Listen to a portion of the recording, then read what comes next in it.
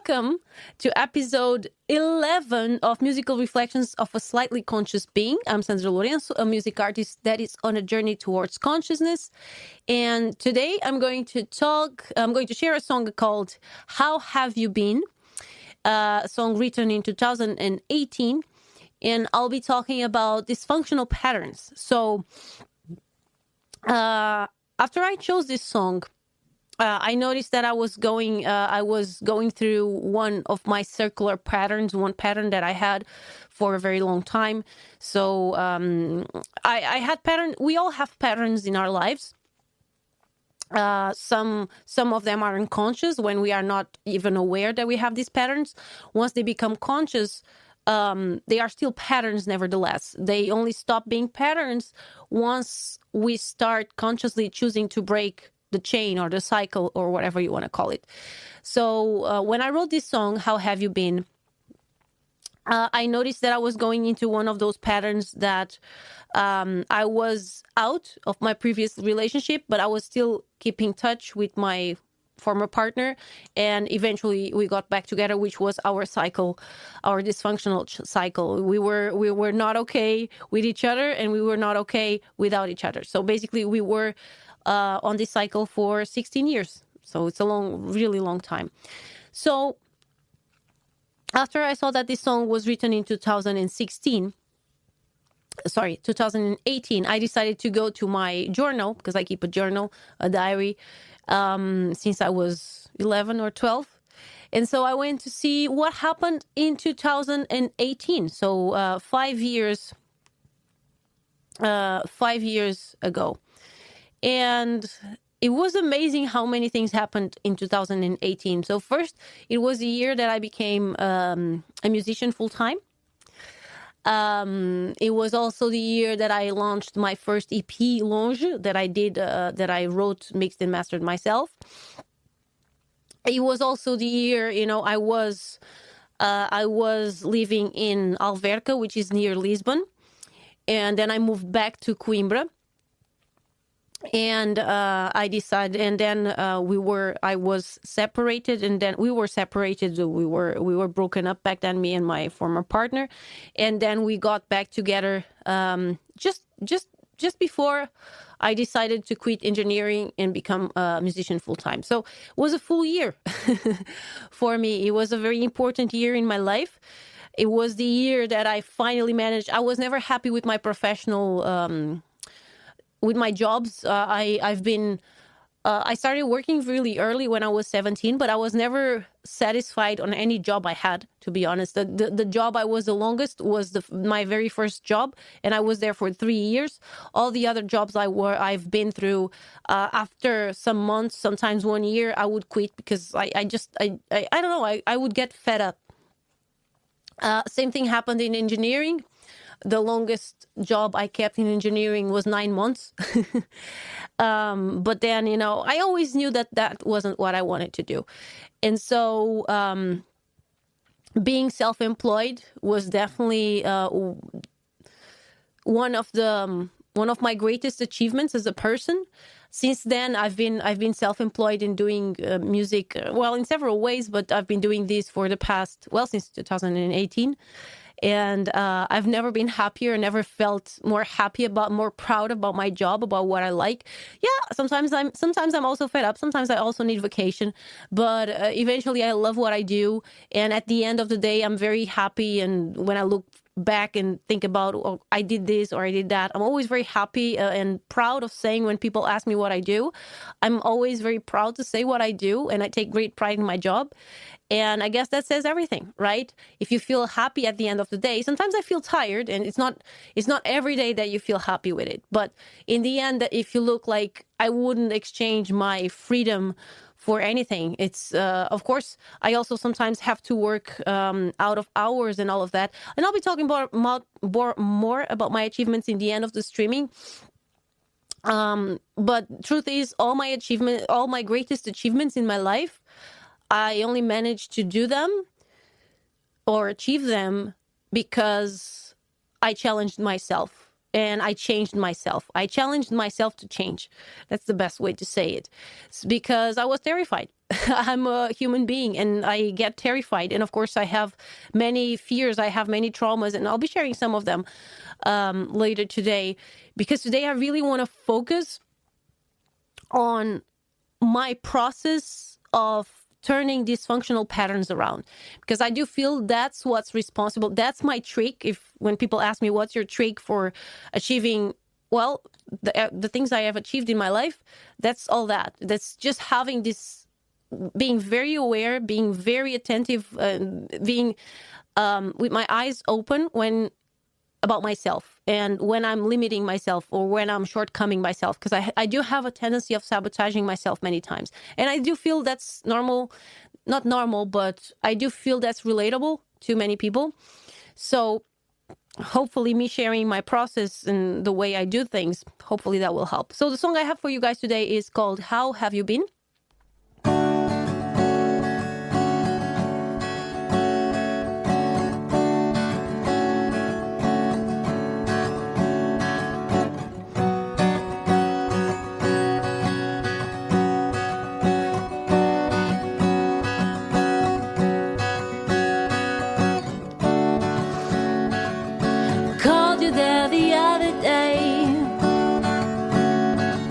It seemed like you had much to say about what's going on lately. Maybe you're over me, maybe, but hello to yourself, mister. What have you been up to? How's your sister? I wonder what's wrong. You can't find a place where you belong. Well, maybe that's because you belong with me. And maybe you are the only one who couldn't see.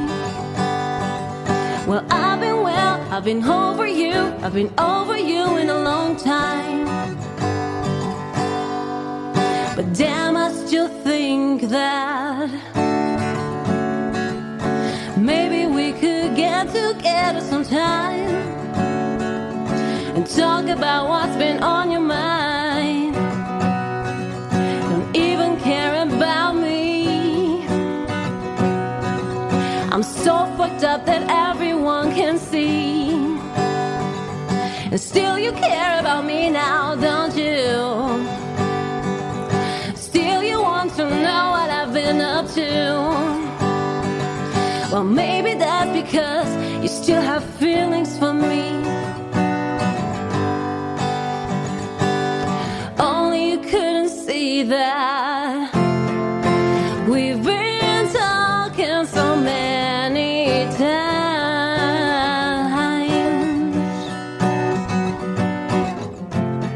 and we've been over this too many times. Maybe I'm just better without you.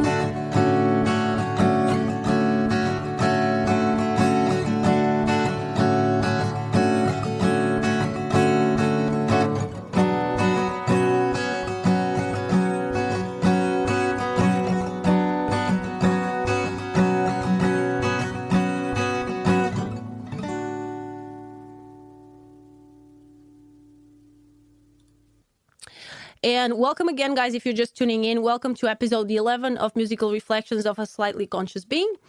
I'm Sandra, a music artist that is on a journey towards consciousness. And this song was How Have You Been? And today we'll be talking about dysfunctional patterns. So the lyrics are pretty much very straightforward. I will give the background of the song. I already gave a bit when I talked about that it was written in 2018. So the lyrics are, I called you there the other day. It did seem you had much to say about what's going on lately. Maybe you're over me, maybe. Well, hello to yourself, mister. What have you been up to? How's your sister? I wonder what's wrong. You can't find a place where you belong. Well, maybe that's because you belong with me. and maybe you were the only one who couldn't see. Well, I've been over you in a long time. But damn, I still think that maybe we could get together sometime and talk about what's been on your mind. Don't even care about me. I'm so F up that everyone can see. Trying not to get explicit here. And still you care about me now, don't you? Well, maybe that's because you still have feelings for me. Only you couldn't see that. We've been talking so many times, and we've been over this too many times. Maybe I'm just better without you. So there you go.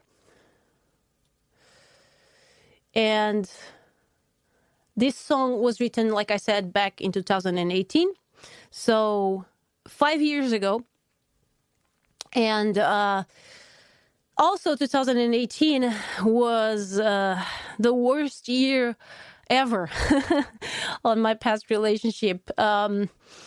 Basically, after months of being cheated and trying to fix the situation, well, all by myself, I finally decided to break up and move on with my life. But I did the same mistake as before. I allowed my former partner to continue in my life. So we eventually got together again later. But this song was written in one of those periods when we were not on a relationship, but still were seeing each other as friends. So it's clear to me in these lyrics that, I was torn, because sometimes I say that I'm over you, but then I think like, oh, but maybe, So part of me knew that it was time to move on, that it was better that way. But another part of me felt a need to still have him in my life, to feel that even though he cheated, he still had feelings for me. Part of me, I don't know, it's kind of, I took pride in knowing that even though everything that happened, he still had feelings for me. It was messed up, But, sometimes life is just like that, and people are just like that, messed up. I think what makes the big difference between being conscious and being unconscious is that conscious people admit that. Are aware of that, are aware of being messed up. We are all messed up in a sense, right? There's no perfect people. It's just some people like to play their perfect, and some people like, they are honest and they are humble and they keep it real. And so basically here I was still very unconscious, even though there was part of me that was already aware, and I was already thinking that, okay, this is not healthy, this is not normal, but I kept being stuck on the same loop without following, well, what I already felt in my heart, basically. So truth is, and looking at this song, I was building a mask back then. When we talked about masks in the episode 9, and basically this is what was happening to me back there, and I can recognize that mask in the lyrics because I know myself. And basically I was refusing to face my feelings, and as a result I kept getting stuck in the same pattern and in the same dysfunctional relationship. And basically this is what happens when we refuse to take ownership for our dysfunctional patterns, and we keep getting stuck on the same situations over and over again. So Oriental, if we talk about Eastern religions, they call this karma. And they say that basically, according to these religions, we come here to learn lessons and to grow and to better ourselves. And if we refuse to learn our lessons, basically what happens is that life keeps throwing us the same situations over and over again till we learn. And according to these religions, and I do think this is actually really interesting. And I don't, I'm talking about this. It doesn't matter if you believe in this or not. I do have a very, I don't relate myself with a specific religion, but I do keep an open mind, and I have a healthy interest in knowing. And sometimes I find these theories very interesting. And they according to Eastern religions, not even death is a way out. So if you die, you come back again into another life, and you get thrown into the same situation again, but this time even more drastic until you learn. So basically, So basically, you have to learn, and if you don't learn, you get life thrown at you. Basically, truth is, we don't have to believe in this. We don't have to believe in karma or in reincarnation or anything like this to recognize that we all have dysfunctional patterns or beliefs operating in the background of our lives, right? And last week, I shared with you some of my dysfunctional patterns, which were to give too much most of the times and accepting too little in relationships with people, together with my difficulty in setting healthy boundaries. So I know now that it was these patterns that made me tolerate so much in my previous relationship. And I tolerated emotional shutdowns, silent treatments, and so on for the first 10 years of my relationship. Sometimes I was also an active part on it, but I chose to leave that. I chose to say no. But then I chose to get back to that relationship. And you know what happened? This time I was also cheated. So it's like karma, right? Oh, you want to get back together. So now you're going to handle cheating as well, which is something that was never, it was never an issue during the first 10 years of the relationship. So I basically hit my head even harder this time. But truth is, again, I managed to walk away. And again, we got back together even after this. So you see, I have a really hard head and I have to be banged on really hard to learn. Anyway, this time finally I recognized the pattern though. And even though I chose to forgive that and I chose to continue together after that, I finally realized, no, we have issues, we have patterns. And I started looking into myself. I started asking, what the hell is wrong with me? I mean, I am with a person that puts me into all this, and I choose to stay on this relationship. And I wanted to stay on the relationship. I honestly felt that I really wanted to work on the relationship. But I also admitted to myself that I couldn't deal with that alone, and I couldn't figure that out alone. And so I needed help. And that's where I started therapy. I started therapy 2 years later after I wrote this song. So I started therapy back in 2020, which was also a very, very, very, actually, it was one of the most transformative years in my life was when I started therapy. Because while I was in therapy, I became more and more aware of my patterns, and we all have blind spots, and having another person there to point them out is crucial. But this takes a huge amount of humility and humbleness, and it also takes a good therapist. And unfortunately, it's not the case, but this is in every area. There are good professionals and bad professionals. And some therapists or psychologists just follow scripts and try to fill your ego. I saw this in the very first psychologist I went, and I went to a psychologist back while I was still studying. I was still in the university, so back in 2014. And I felt like she did this. She was just always saying how good I was and how resolved I was and how much more conscious I was, taking in consideration her other patients. And I felt like this, I wasn't being helped at all. She said I was fine and I didn't feel fine. So I was like, what? No. So it did not help at all. But then, my therapist and we met in one of my live shows, actually. And she was the partner of a good friend of mine. And on that very first day when she met me, I didn't feel that, but because I was on a different place back then, we only started therapy some years later. But when she met me, and then she said, she shared this with me later, that she felt this huge, she felt like she wanted to work with me. She felt that right away when she met me, but she didn't say anything. And I didn't feel that, I wasn't ready for therapy back then. That was... Even though that was back in 2018 when we met. because we were presenting Longe. No, it was in 2019, actually. Yes, because I finished Longe in December 2018. Yeah. Or was it in 2000? Oh my gosh, I'm lost.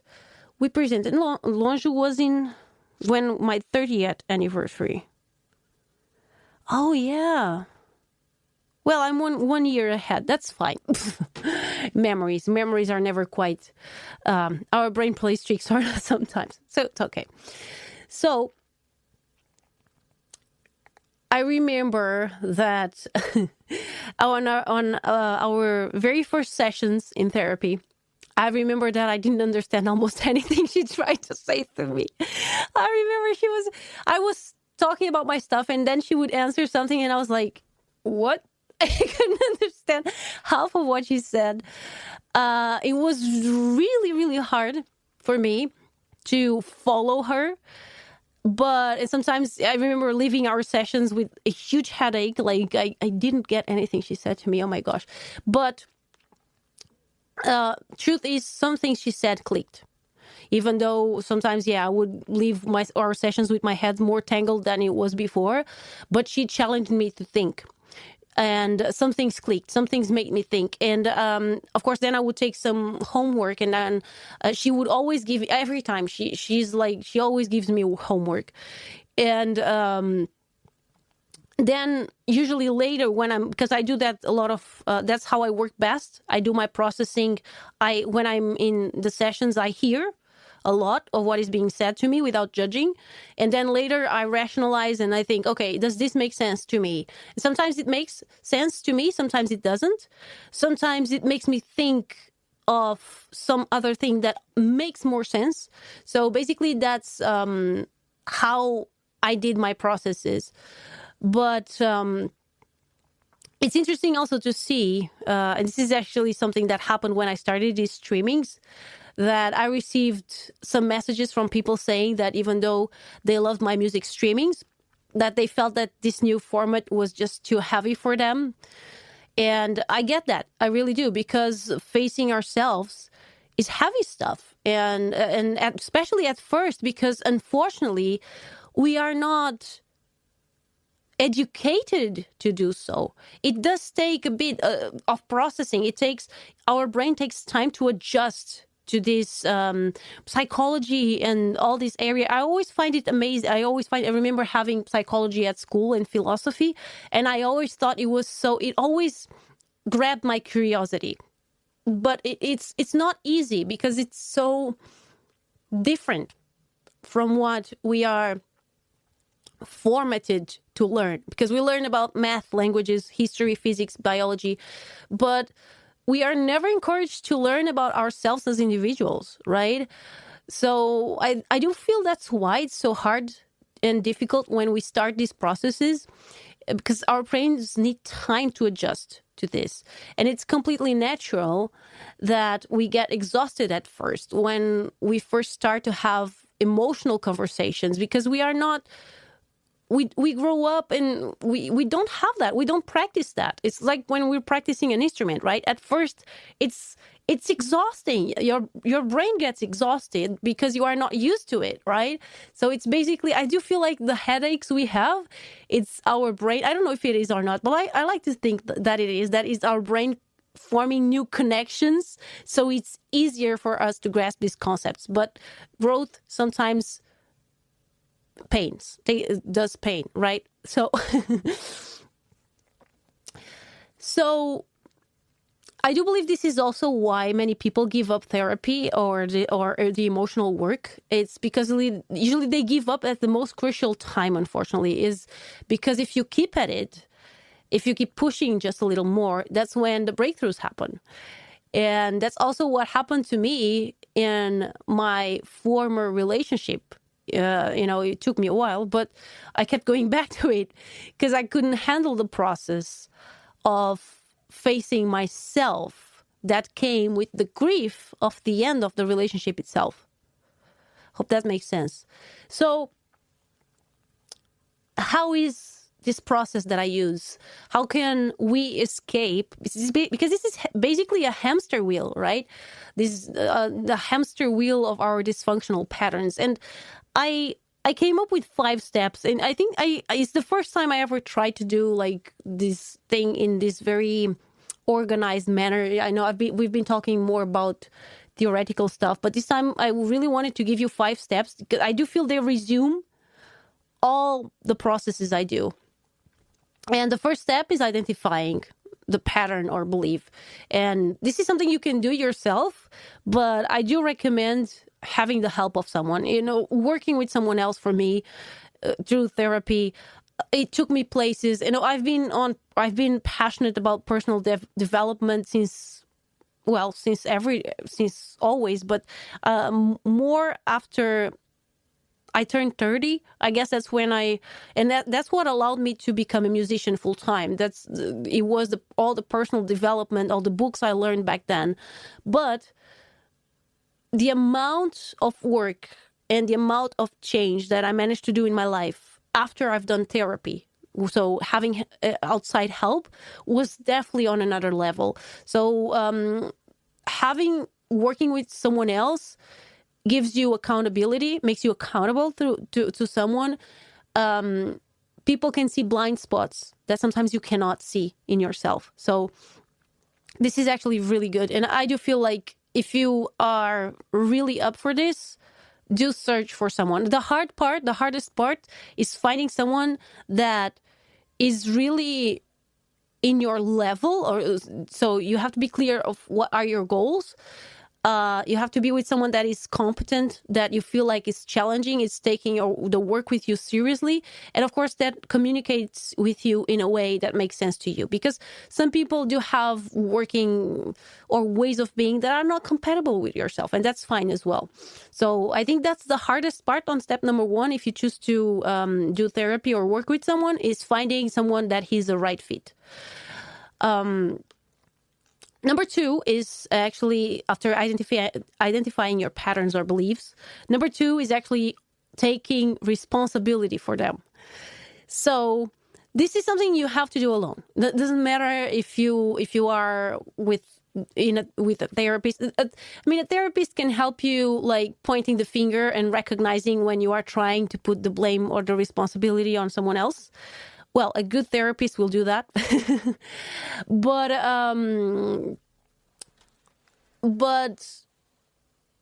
truth is, taking responsibility is not excluding the part other people played in what happened. Okay, this is important. But it's recognizing the role you had on the situation. So, for instance, I was talking about something that was, for me, was the hardest thing that happened on my relationship, which was being cheated. And that was my former partner's action. Okay, he did this himself, and I'm not responsible for this. But I did choose to forgive him, and I choose to get back together with him, and I also choose to allow the situation to go on for a long time. So this was my responsibility. And it was something that it was the hardest part for me was not to forgive the other person. The hardest part for me was to forgive myself for having allowed that. So that's step number 2. Step number 3 is identifying the alternative that makes sense to the person you want to be. So this is what divides a good therapist from an average one. Some therapists only focus on the first 2 steps, which is, you already know, identifying your patterns, beliefs, and taking on responsibility for them. Some therapists don't even do the second one. They just focus on the first one. But most therapists don't provide alternatives after the first 2 steps, because I don't know. It's just like they. I don't know if they think that being aware is all people need. No. Being aware is just the first step, and taking responsibility is the second. But truth is, most people get stuck in step 2. So they never move on. That's why many therapists can get by and make a living also just focusing on the first 2 steps.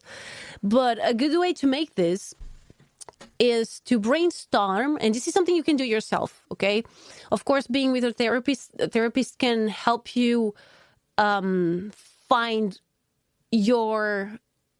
Because when you talk about the alternative, a good therapist can help you find this alternative that makes sense to the person you want to be.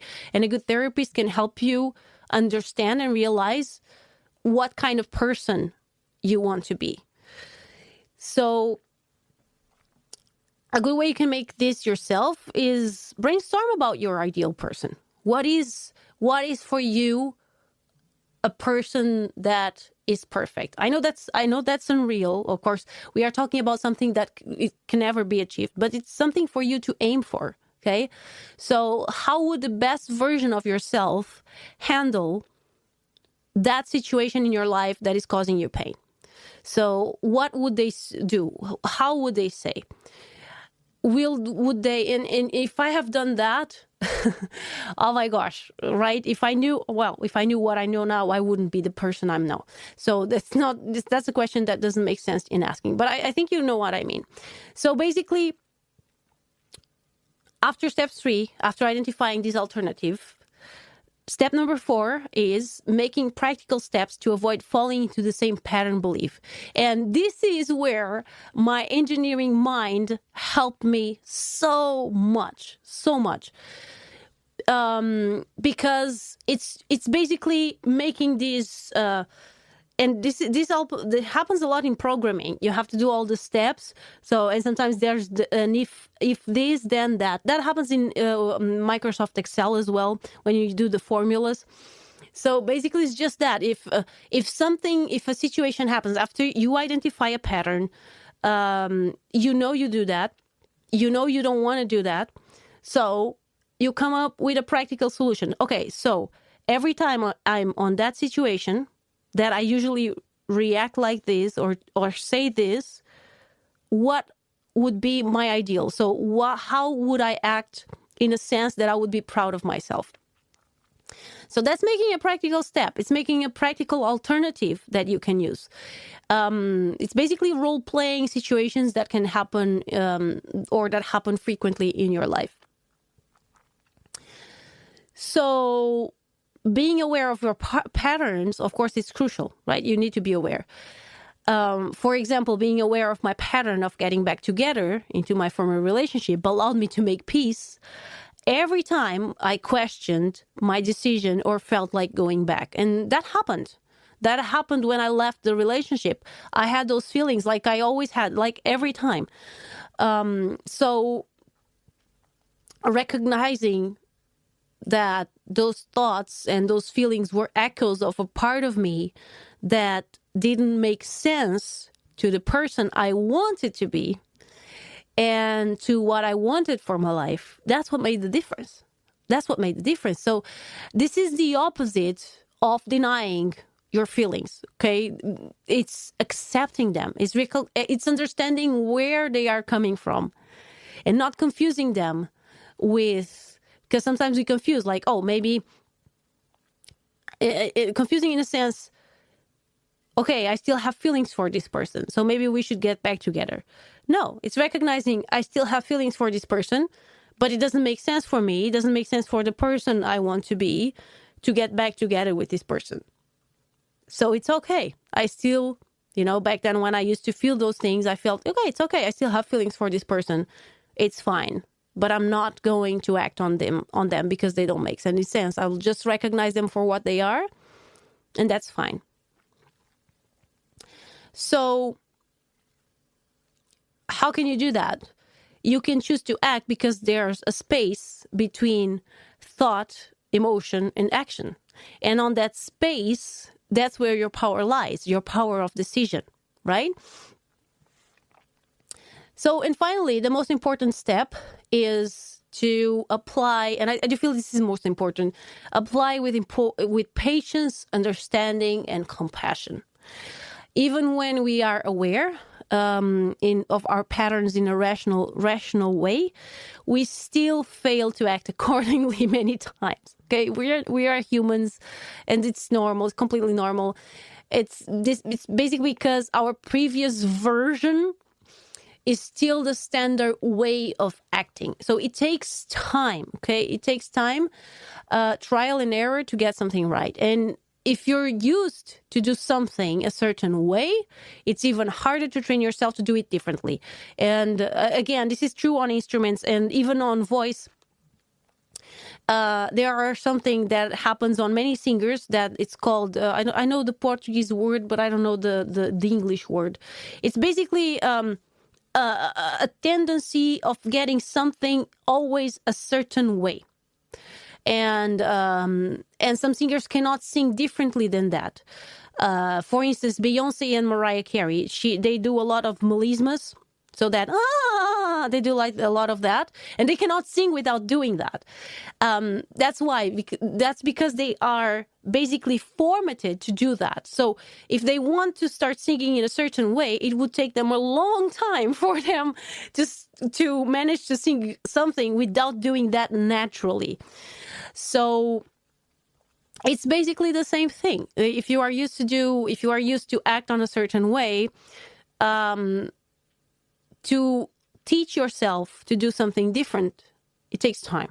Okay, and it takes a lot of patience and definitely a lot of humor. Try to laugh at yourself. Be humorous about yourself every time you fail. It's the best thing. Don't get angry with yourself. Just laugh at yourself. Laugh it out. Here I go again doing things the same way. I do that. I'm always saying that to myself. But basically, it's the best way to go. Don't be too hard on yourself, but be aware. Okay. So now I'm going to give you guys some examples of my life where I managed to turn these things around. So Stig, happy Friday. Thank you for the super chat. Afonso, hi. Guido, you like the harmonies of the song. Thank you. I really like that song as well. It's one of those that maybe I will pursue. Laughing, we have an expression in Portuguese. Laughing is the best medicine. And I do love that. I do love that expression. Portuguese, we do have amazing expressions. Some of them don't translate really well. I do feel this one translates really well. And it's true. Laughing is the best thing. Always. Always. So, on these lives, I've been talking about my former relationship a lot. So now I really wanted to give you guys other examples, because I have many other examples throughout my life when I was challenged to face some unconscious patterns. And, I love my car. And here I go again talking about my car. But truth is, buying my car was actually one very good example of pushing myself and pushing myself out of these patterns. So I knew right away I wanted that car. But part of me back then was scared to death because, well, I thought it was too much of a car for me. It was out of my initial budget. It was too flashy. I would never, many people see my car. Oh, you like red cars. I never had a thing for red cars, but I never thought I would get a red car one day. But also it was too flashy. I wasn't even a particular fan of German cars back then. Now I am, but back then I didn't have my history. My family has French cars. I always had Renaults. So it was just not a logical decision. It was a decision that came from the heart. But I had so many doubts about it, and basically I wanted a car. I knew that was the car for me, but I was just I was questioning myself so much. And of course, since I was torn, when I finally decided to get the car, I had a really hard time getting it. The bank didn't want to loan me the money. My family was refusing to help me. My friends kept telling me that the car wasn't the right fit for me. You just, why you want a car like that and things like that. So good thing was that even though I question my choices, I always try to follow when sometimes I have a voice. We all have many voices inside, right?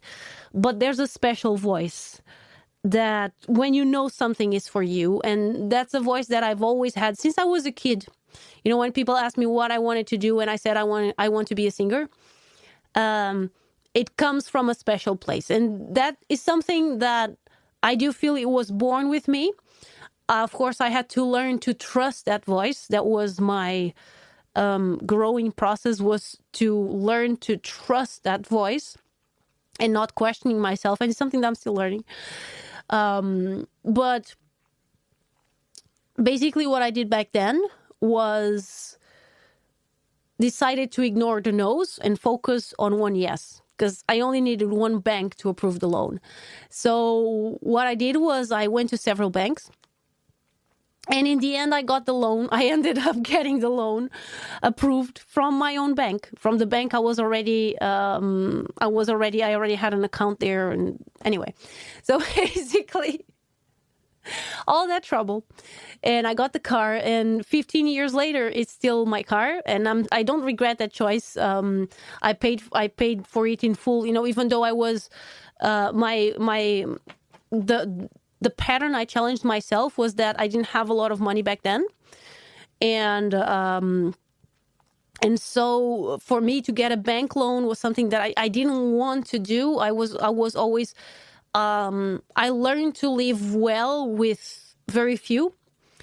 And so for me to spend so much money on a car, it seemed like a huge stress and a huge strain for me. It ended up not being. I paid for it in full. I got a loan, a 15-year loan that I paid in 5 years in full.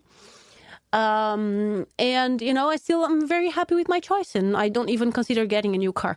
So it was definitely the right choice long term, right? But it was a huge challenge for me back then.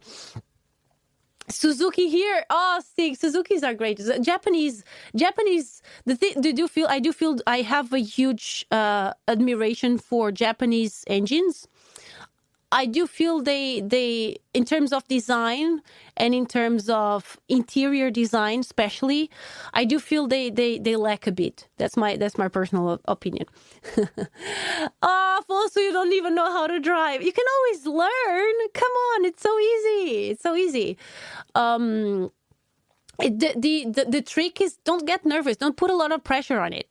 Just I am lucky that my dad taught me to drive for a very young age. So, but it's all that. It's just don't take it too seriously. You know, just try. Take a car, start messing with it in a parking lot or something. Okay, careful. Don't let the cops get you. Okay. Another example is actually taking my degree. So this was another huge challenge for me. It started by I had to face the fact. I don't know if I ever said this to you guys. I hated math at school. It was always the discipline where my grades were lower, but I was set on engineering. It was something I want to take. I remember when I started thinking about learning a degree, music was never an option because I didn't want to be a music teacher. And so I wanted to take a degree on something that I knew I could always have work on. But of course, it had to be something that I also liked and that I took an interest in. And I always was very curious about the way things work, machines, especially cars as well. And so I started, okay, what's the course, what's the degree where I can learn the basics about how stuff works? And that's mechanical engineering. But then I saw that I had to take the admission exam was in math. And I was like, oh my gosh, now what? So I started studying for the admission test, and I attended tonight high school classes, even though I already had my high school diploma. But I went to high school classes to kind of remind myself of, okay, what is this about? I don't even remember this anymore. But after a while, I decided that the right approach was to get the books myself and study on my free time at home. So I did. In the first year, I saw I wasn't ready for the test, so I kept at it for one more year. And guess what? Something that I hated at first actually started to grow up on me. And as soon as things started to make sense, I actually started to enjoy math for the very first time in my life. I remember taking pleasure. I was doing exams at school. I was pushing myself to get a perfect, to do everything perfect and everything. So it was not the discipline or what I was learning that changed. It was me who changed, right? So it was my approach towards it that gradually changed. And on that second year, I managed to make it into the university, and I never had any difficulty with math anymore. And of course, I had to deal with math throughout my degree, but it was never an issue for me anymore. So while I was already studying, or when I was already in the university, I was faced with other challenges, like keeping the balance between work and classes. And I learned this the hard way on my first and second years. In the first year, I had to quit a job I really, really liked. It was one of my favorite jobs.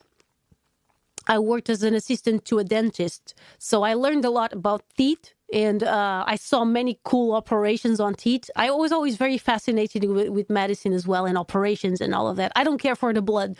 I like to see that.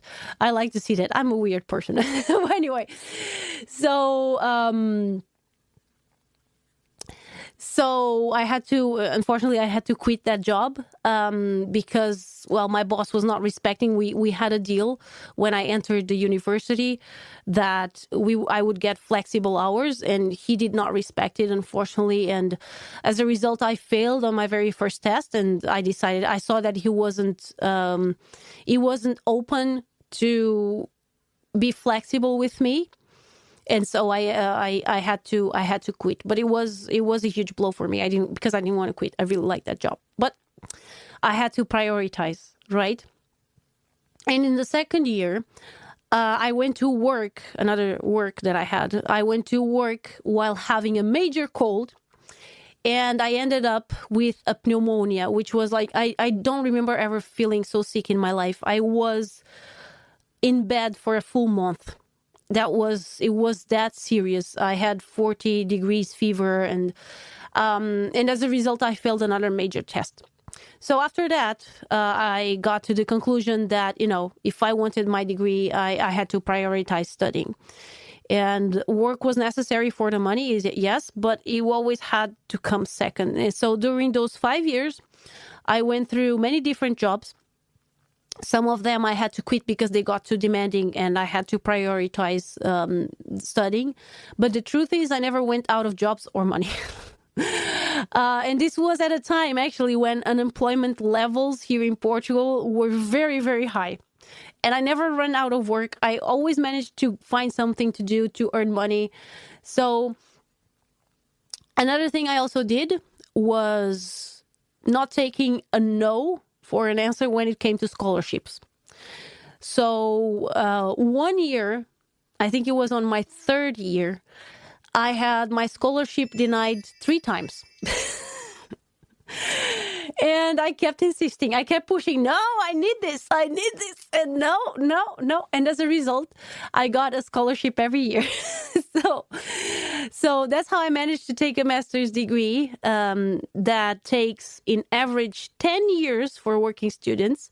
Well, I got it in 5 years. And best of all, totally debt-free, which is saying something. And I paid for it myself.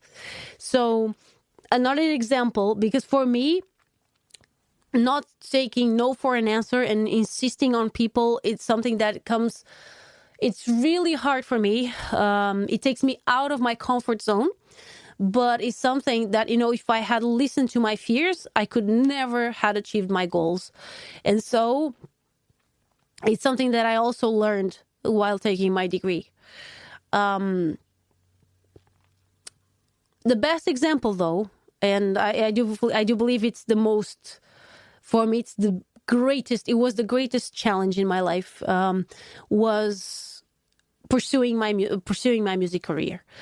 Leaving behind the apparent security of a monthly paycheck and the profession of engineering.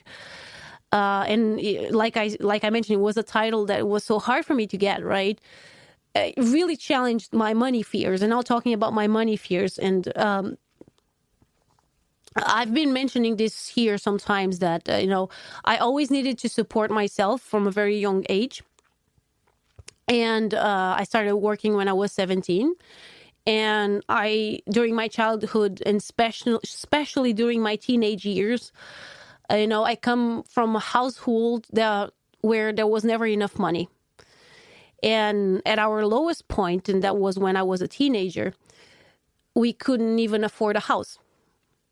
So we were living for a while. We lived for 1 year, I think, in my dad's factory offices. Yeah, true story. I remember eating cereals and milk for a full week because we didn't have enough money to go to the supermarket to buy food. And I also remember people knocking at our door asking for money while we pretended not to be home. Threats in the mail that our electricity was going to be shut down because lack of payment. And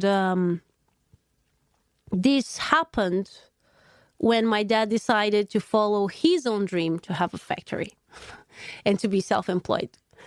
So you can imagine how hard it was for me to realize that I also wanted to be self-employed while having this example in my life, So it was so hard for me to face this. And when I chose to become self-employed, at first, I had panic attacks. I couldn't sleep. My anxiety was through the roof.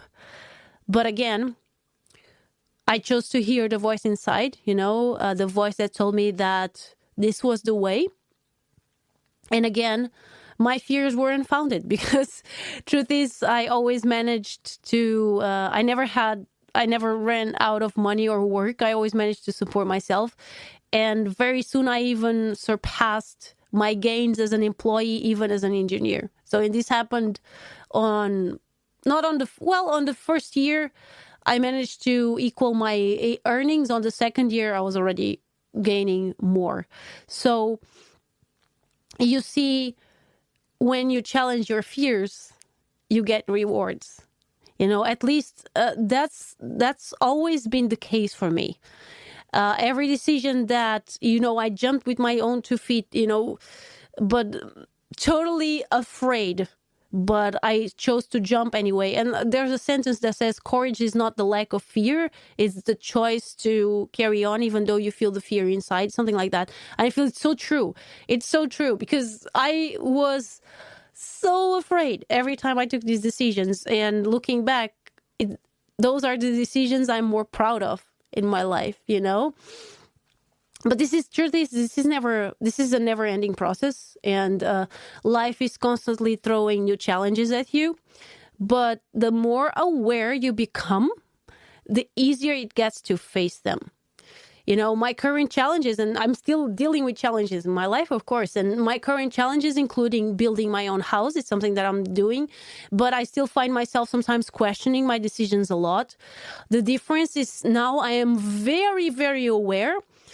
And I have a method of dealing with these things, and I'm able to catch myself when I'm doubting myself. So, for instance, this week I noticed that I received an email that is an answer that actually I received 2 emails that are answers about pending issues that I have. And I felt this huge resistance. I didn't want to open those emails. And I caught myself And I started questioning myself. Why don't I want to open these emails? Why? I mean, these are answers that I was waiting for. Why I'm feeling this resistance? Why didn't I want to open these emails? So I did this exercise and I searched inside myself for the answers. Okay. And here we have to be very careful not to rationalize answers, because sometimes the answers are not here. Sometimes the answers are here. So sometimes you have to, it's an exercise that you have to be very humble, but also very aware. But truth is, when you get to the right answer, you know, okay? So another challenge I have right now is deciding the next step in my music career. I have some projects going on, but I'm still searching for my next step in terms of Sandra Lorenzo, in terms of my original music. I already have kind of direction of what I want to do, but it's still not very clear. So it's something that I've been working on. And finally, the most recent challenge that happened is actually being on a healthy relationship for the very first time in my life. So I've been on a relationship for 2 months now, and it's being a huge challenge for me as well. Because for the very first time, I feel that I am with someone that allows me to be myself and that gives me space to express myself. But at the very same time, is also someone who's always trying to help and encourage me. And it challenges me because I have those patterns of doing everything myself and to keep my needs shut down. So it's being a huge, huge challenge. But I'm so happy for these challenges in my life, you know, because these are good challenges, are challenges that are pushing me, are demanding more from me. And it's truth is, you know, as always in life, you know, I'm learning along the way and focusing on the person I want to be. And that's all I can do. I do believe that's all we can do as people, right? Just trying our best and, well, see what life throws at you, right? It's just up to you to sometimes it's during those challenges that you surprise yourself in a good way, right? So that's all I have for you guys today. It was a big stream today. I had, this is something that I'm very passionate about. It's just not focusing only on theory, but also giving you guys sometimes practical examples. And also I really wanted to give those steps for you guys to follow.